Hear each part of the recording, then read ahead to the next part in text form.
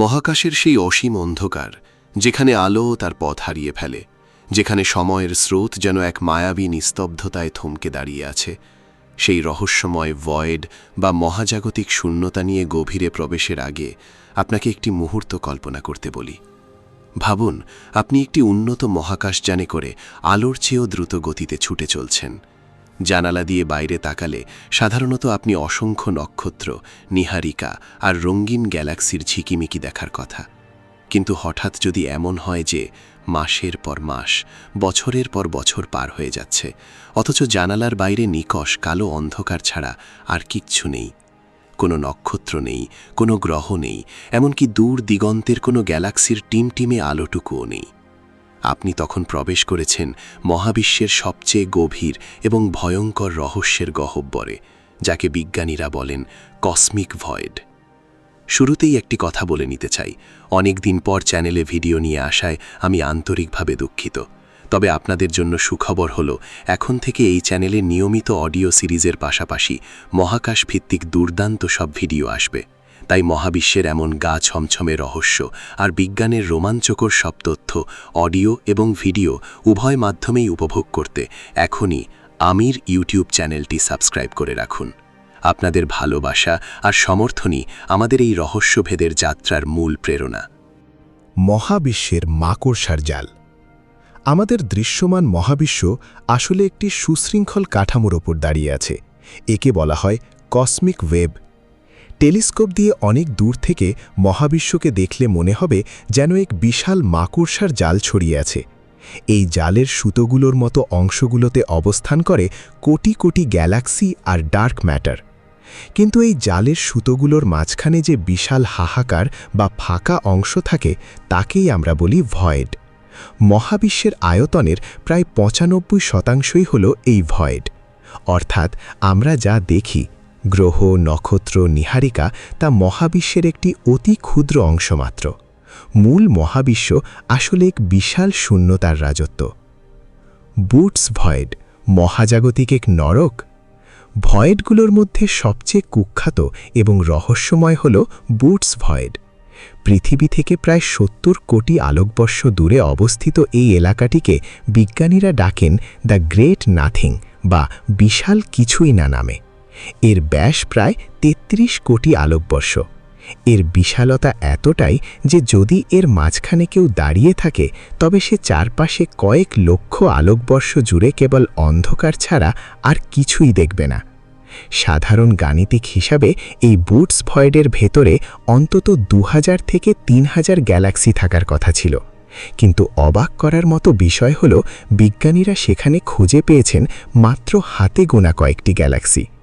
এই অভাবনীয় শূন্যতা মহাকাশ বিজ্ঞানীদের ভাবিয়ে তুলেছে।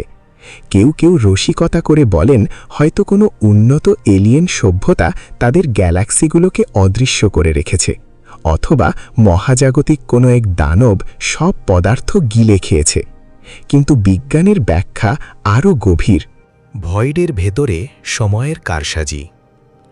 আইনস্টাইনের সাধারণ আপেক্ষিকতা অনুযায়ী মহাকর্ষ বা মাধ্যাকর্ষণ বল সময়ের প্রবাহকে নিয়ন্ত্রণ করে। যেখানে মহাকর্ষ বেশি, সময় সেখানে ধীর গতিতে চলে। গ্যালাক্সি বা নক্ষত্রপুঞ্জের ভেতরে মহাকর্ষ অনেক বেশি থাকে, তাই সেখানে সময় চলে স্বাভাবিক নিয়মে। কিন্তু ভয়েডের ভেতরে কোনো নক্ষত্র বা গ্রহ নেই বললেই চলে, ফলে সেখানে মহাকর্ষের টান একদম ক্ষীণ। এর মানে হল, মহাবিশ্বের অন্যান্য জায়গার তুলনায় ভয়েডের ভেতরে সময় কিছুটা দ্রুত প্রবাহিত হতে পারে। আপনি যদি ভয়েডের ভেতরে একটি ঘর তৈরি করে কয়েক বছর কাটান, তবে পৃথিবীতে ফিরে এসে দেখবেন আপনার চেনা মানুষেরা সব হাজার বছর আগেই বিলীন হয়ে গেছে। এটি যেন প্রকৃতির তৈরি এক নীরব টাইম মেশিন।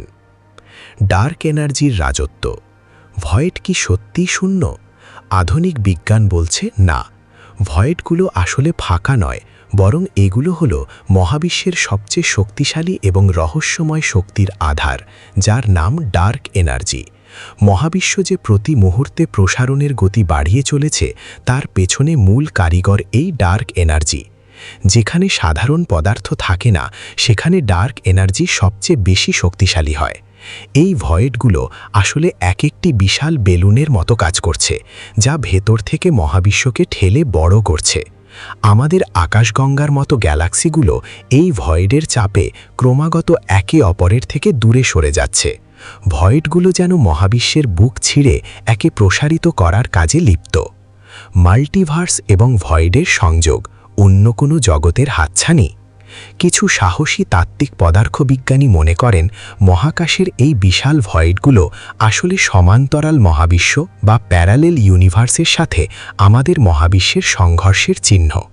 কল্পনা করুন, দুটি বুদবুদ যখন একে অপরের গায়ে লাগে তখন তাদের সংযোগস্থলে একটি চ্যাপ্টা জায়গার সৃষ্টি হয়। মহাজাগতিক ভয়েডগুলো হয়তো ঠিক তেমনই। হয়তো এই বিশাল শূন্যতার ওপারেই লুকিয়ে আছে অন্য কোনো জগৎ, যেখানে পদার্থবিজ্ঞানের নিয়ম আমাদের থেকে সম্পূর্ণ আলাদা। সেখানে হয়তো সময় পেছনের দিকে বয়, অথবা সেখানে আলোর গতি আমাদের চেয়েও বেশি। ভয়েডগুলো হতে পারে সেই অন্য জগতে যাওয়ার সম্ভাব্য প্রবেশদ্বার বা শর্টকাট। এক নিঃসঙ্গ জগতের গল্প।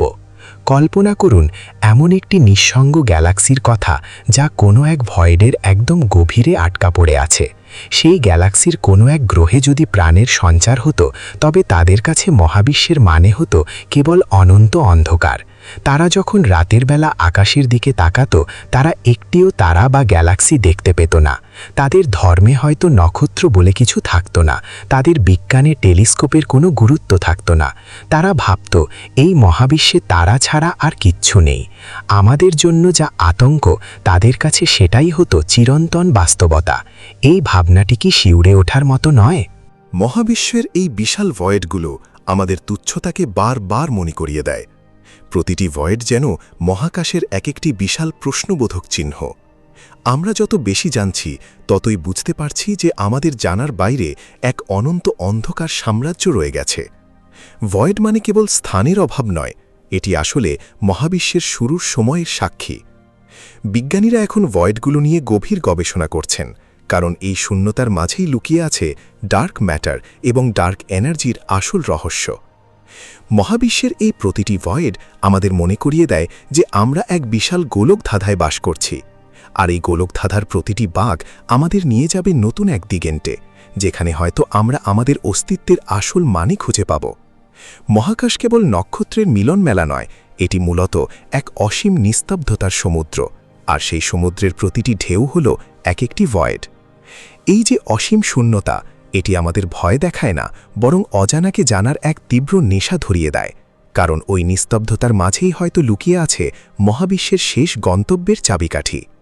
মহাকাশের এই রোমহর্ষক যাত্রা আজ এখানেই শেষ নয়, বরং এটি একটি নতুন শুরুর ইঙ্গিত। আপনি যদি চান এমন রহস্যময় সব তথ্য অডিও এবং ভিডিওর মাধ্যমে নিয়মিত উপভোগ করতে, তবে এখনই আমির ইউটিউব চ্যানেলটি সাবস্ক্রাইব করে আমাদের পরিবারের সদস্য হয়ে যান। বেল আইকনটি বাজিয়ে দিন, যাতে পরবর্তী অডিও সিরিজ বা ভিডিও আপলোড হওয়ার সাথে সাথে আপনি সবার আগে জানতে পারেন। এই মহাজাগতিক অন্ধকারের গহ্বরে আমরা নিয়মিত ডুব দেব, খুঁজে আনব অজানাকে। দেখা হচ্ছে আগামী পর্বে মহাবিশ্বের নতুন কোনো এক রহস্য নিয়ে। ততদিন পর্যন্ত ভালো থাকুন, সুস্থ থাকুন, আর অজানাকে জানার এই নেশায় ডুবে থাকুন। ধন্যবাদ।